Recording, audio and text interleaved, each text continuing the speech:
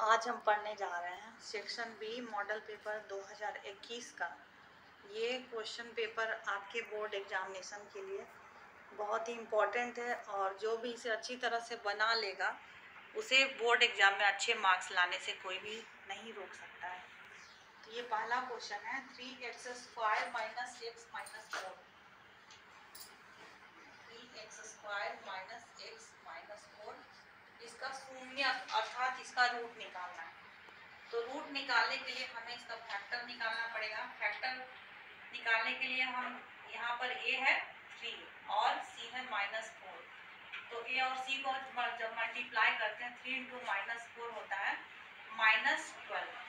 और -12 को हमें इस रूप से जोड़ना और घटाना है ताकि यहाँ पे जो b है, b यहाँ पर क्या है -1 है, -1 आ जाए। तो -12 को हम किस तरह से तोड़ेंगे कि गुना करने पर दो अंकों को गुना करने पर -12 आ जाए और जोड़ने और घटाने पर -1 आए। तो -12 -4 प्लस 3। जब 3 में हम -4 को सब्ट्रैक्ट करते हैं तो आता है -1। और जब -4 और 3 को मल्टीप्लाई करते हैं, मल्टीप्लाई करने पर आएगा -12। तो ये इतना आ जा रहा है। अब हम इसको आगे सॉल्व करते हैं। बराबर हो गया 3x² minus 4x plus 3x minus 4। इसमें कॉमन क्या हो जाएगा, x और x कॉमन हो जाएगा।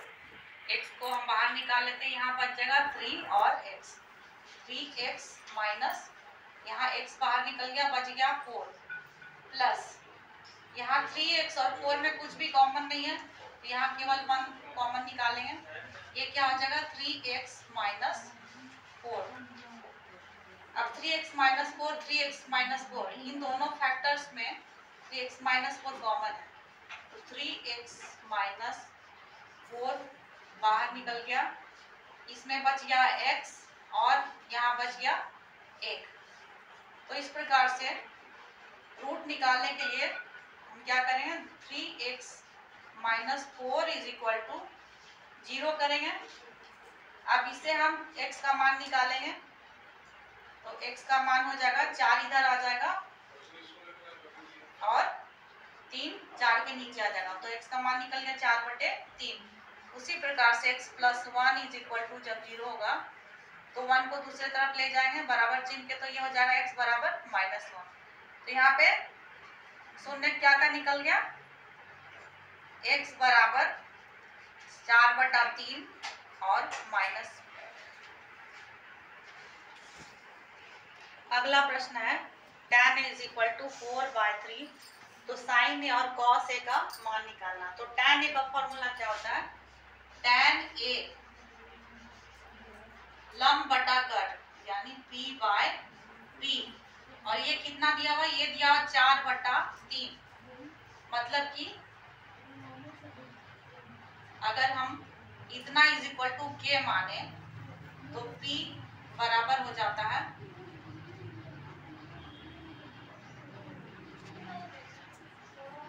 तो यहाँ पे tan a is equal to p/p बराबर 4/3 दिया हुआ है। ये एक रेशियो है, तो रेशियो को हम इस तरह से मानेंगे। परपेंडिकुलर हम क्या मान लेंगे, 4k एक कांस्टेंट मल्टीप्लाई कर देते हैं रेशियो के साथ। इसी तरह से मानने का तरीका है। और b बराबर हो जाएगा 3k। अब साइन ए का क्या होता है formula, sine a is equal to p/h। तो यहाँ हमें कर्म की आवश्यकता है, h निकालना होगा। h तो इसमें है नहीं, तो h हम कैसे निकालेंगे, h इज इक्वल टू होता है √p² प्लस p²। तो यहाँ पर p कितना है, p है 4k और इसका स्क्वायर करेंगे, 4k का स्क्वायर करेंगे तो 4 × 16 k² और जोड़ p² मतलब 3k का स्क्वायर। 3 किया क्या हो जाएगा 9 और k का हो जाएगा स्क्वायर और 16 और 9 हो जाएगा, तो 16 और 9 हो जाएगा 25। इतना बराबर हो गया रूट अंडर 25 के स्क्वायर। अब 25 किसका वर्ग है? 5 का वर्ग है, मतलब कि ये हो गया 5k का स्क्वायर। अब हम जानते हैं कि स्क्वायर और रूट एक दूसरे को कैंसिल कर देता है, इतना बराबर कितना हो जाएगा 5k। तो h का मान निकल गया 5k। अब हम आसानी से साइन ए और कॉस ए का मान निकाल सकते हैं। तो साइन ए बराबर होता है p बाय h, और p का मान कितना है? p है 4k, तो यहाँ हो गया 4k और h क्या हो गया 5k। 5k, ये k और k कैंसिल हो गया, साइन ए का मान आ गया 4/5। उसी तरह से हम कॉस ए का मान निकाल सकते हैं। कॉस ए बराबर हो जाएगा b बाय h। तो b कितना है? b है 3k और h है 5k, ये हो गया 5k। k और k कैंसिल हो गया, कॉस ए का मान हो गया 3/5। फोकस देख ले। 33 क्वेश्चन नंबर, बिंदु A जिसका निर्देशांक है a और b, और बिंदु B जिसका निर्देशांक है -a और -b के बीच का दूरी निकालना है। तो हम जानते हैं दूरी का फॉर्मूला है रूट अंडर x2 - x1 का whole square plus y2 - y1 का होल स्क्वायर। तो यहाँ पर x2 हो गया -a और फिर -x1 हो गया a, इसका स्क्वायर प्लस y2 हो गया -b और y1 हो गया b, -b इसका स्क्वायर। तो -a और -a कितना हो जाएगा? -2a, इसका स्क्वायर करेंगे प्लस -b और -b, -2b हो जाएगा, इसका स्क्वायर करेंगे।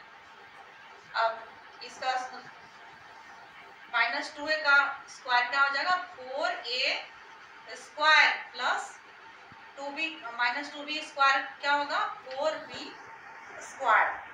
अब देखिए 4 और 4 दोनों में कॉमन है, तो हम 4 को कॉमन ले लेते हैं। ये हो जाएगा 4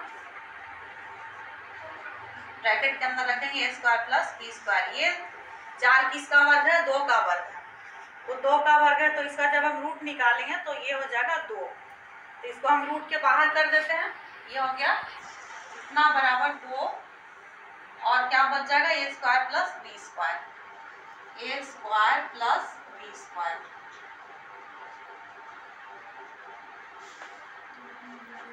अब क्वेश्चन नंबर 34 देखते हैं।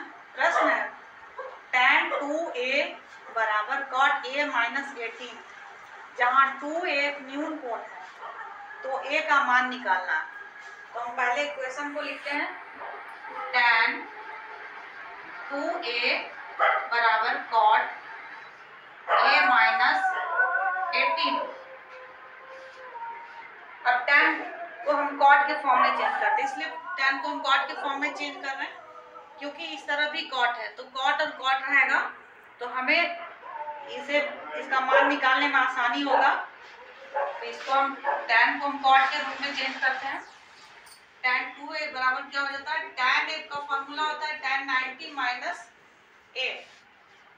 तो यहाँ पे tan theta is equal to cot 90 minus theta होता है। तो यहाँ पर थीटा के बदले है 2a, तो इसका हम चेंज करेंगे तो हो जाएगा cot 90 माइनस 2a, इतना बराबर क्या है? cot a minus 18। अब यहाँ देखिए इधर भी cot है, इधर भी cot है, जब दोनों का cot इक्वल है तो इसका एंगल भी इक्वल होगा। तो हम इसको सीधे इस तरह से लिखते हैं 90 minus 2a is equal to a minus 18। अब ए वाले टर्म को हम इस तरफ लाते हैं और इस नंबर को हम उधर ले जाते हैं, -2a, ये a इधर आ गया तो क्या हो गया? -a बराबर इधर -18 है, ये 90 इधर आ गया तो साइन चेंज हो जाएगा, -90 हो जाएगा। -2a और -a कितना हो जाएगा? -3a बराबर ये कितना हो जाएगा -108। तो माइनस और माइनस क्या हो गया प्लस।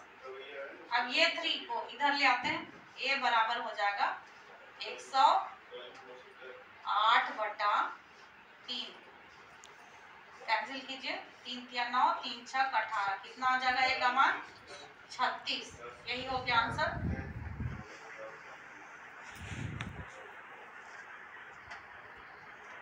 अगला क्वेश्चन है क्वेश्चन नंबर 35। सिद्ध करें कि बाह्य बिंदु से वृत्त पर खींची गई स्पर्श रेखाओं की लंबाइयां बराबर होती हैं। तो ये एक सर्कल है, ये एक वृत्त है, और बाह्य बिंदु मतलब कि इस वृत्त के बाहर कोई हम बिंदु लेते हैं। मान लेते हैं यहाँ पर एक बिंदु लिया हमने पॉइंट P। अब इस पॉइंट P से वृत्त पर खींची गई स्पर्श रेखा मतलब कि स्पर्श रेखा वृत्त को जो टच करते हुए इस बिंदु से इस सर्कल को जो टच करते हुए पार हो रही है लाइन, इस सर्कल को यहाँ पे टच कर रही है, ये है इसका, और ये लाइन इस सर्कल को यहाँ पर टच कर रही है। तो हमें प्रूव क्या करना है? प्रूव करना है ये कि ये लाइन PB और PA ये दोनों लाइन क्या होगा बराबर होगा। PA = PB, ये हमें प्रूव करना है। तो इसे प्रूव करने के लिए हम देख रहे हैं कि यहाँ पे दो ट्रायंगल बन रहा है। ये पहला ट्रायंगल बन रहा है PAO और दूसरा ट्रायंगल बन रहा है POB। अब इन दोनों ट्रायंगल्स में हम ये देखेंगे कि कौन कौन सा फैक्टर कॉन्ग्रुएंट हो रहा है, बराबर हो रहा है। तो हम जानते हैं कि किसी भी बाहरी बिंदु से यदि किसी सर्कल को स्पर्श करते कोई रेखा यहाँ इस पॉइंट से जा रही है, तो ये रेखा और इस सर्कल के सेंटर से खींचा गया परपेंडिकुलर, ये खींचा गया लाइन इस पॉइंट पे परपेंडिकुलर होता है, मतलब कि ये एंगल कितना होगा 90 डिग्री। उसी तरह से ये इसका स्पर्श बिंदु है। अगर हम इसके सेंटर और इस पॉइंट को मिलाते हैं तो ये परपेंडिकुलर होगा, ये कितना हो जाएगा 90 डिग्री। तो हमें प्रूव करना है इतना = इतना। तो हम दोनों त्रिभुज को देखते हैं, ये 90 डिग्री का एंगल होगा, ये कोण A बराबर कोण B, दोनों कितना होगा 90 डिग्री। और ये OA = क्या आ जाएगा OB। क्यों इक्वल होगा? क्योंकि ये रेडियस R इस सर्कल के, तो ये और ये इक्वल होगा, ये कोण और ये कोण इक्वल हो गया। अब इस भुजा को देखा जाए, ये भुजा दोनों त्रिभुज में है, ये इस त्रिभुज में भी और ये इस त्रिभुज में भी, तो ये कॉमन हो गया, मतलब कि PO = PO। इस तरह से हम देखते हैं कि एक भुजा और ये दूसरा भुजा, दो भुजा, इस त्रिभुज का दो भुजा और इस त्रिभुज का दो भुजा बराबर है, और ये कोण ये और ये बराबर है।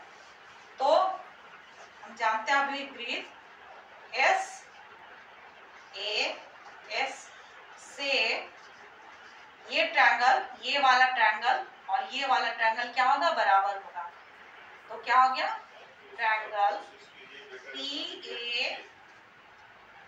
PAO ये सर्वांगसम है ये ट्रायंगल POB के, POB। तो हम जानते हैं जब भी कोई दो त्रिभुज सर्वांगसम होते हैं तो उनकी सभी भुजाएं और सभी कोण बराबर होते हैं। तो इसी अभिगृहित से हम देखेंगे कि ये वाला लाइन, ये भुजा PA = क्या हो जाएगा PB। तो PA = PB, ये प्रूव हो गया। यही हमें प्रूव करना था।